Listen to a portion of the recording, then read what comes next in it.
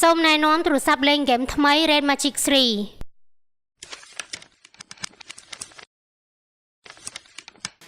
យើងធ្លាប់បានឃើញក្រុមហ៊ុន ASUS និង Black Shark ផ្ដល់ជូននៅកង្ហារបញ្ចុះកម្ដៅខាងក្រៅសម្រាប់ប្រើប្រាស់ជាមួយទូរស័ព្ទ Gaming Smartphone របស់ពួកគេប៉ុន្តែក្រុមហ៊ុន Nubia បានបង្ហាញប្រាប់យើងថាដល់ពេលវេលាដែលត្រូវបំពាក់កង្ហារពីខាងក្នុងទូរស័ព្ទវិញម្ដងនៅថ្ងៃនេះម៉ាកសញ្ញាផលិតផលចិនមួយនេះបានបង្ហាញនៅទូរស័ព្ទ model Red Magic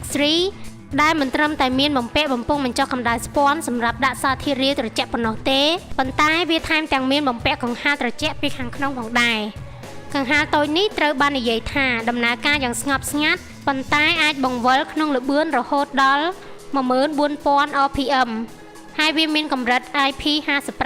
បន្ថែមទៀតដូច្នេះអ្នកមិនចាំបាច់បារម្ភអំពីការជ្រាបទឹកនិងធូលីចូលក្នុងទូរស័ព្ទឡើយថ្មីត្បិតក្រុមហ៊ុន Nubia មិនបានបញ្ជាក់ពីល្បឿនដែលប្រើប្រាស់សម្រាប់ការធ្វើតេស្តក្តីក្រៅពីការរួមគ្នានៃកង្ហារនិងបំពង់បញ្ចុះកម្ដៅសមត្ថភាពផ្ទេរកម្ដៅរបស់ទូរស័ព្ទមានភាពល្អជាងវិធីសាស្ត្របញ្ចុះកម្ដៅដទៃទៀតរហូតដល់5ដងដូច្នេះវាអាចធានានូវបទពិសោធន៍លេងហ្គេមដ៏រលូនក្នុងរយៈពេលដ៏វែងដូចគ្នានឹង model ចំនួនមុន model Red Magic 3 មានការរចនា solder trigger និងឆ្នូត RGB LED នៅផ្នែកខាងក្រោយ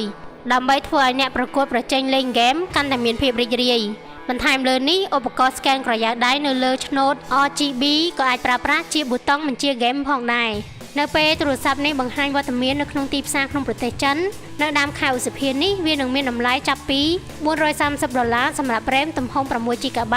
និងឃ្លាំងទុកទិន្នន័យទំហំ 64GB រហូតដល់តម្លៃ$640សម្រាប់ RAM ទំហំ 12GB និងឃ្លាំងទុកទិន្នន័យទំហំ 256GB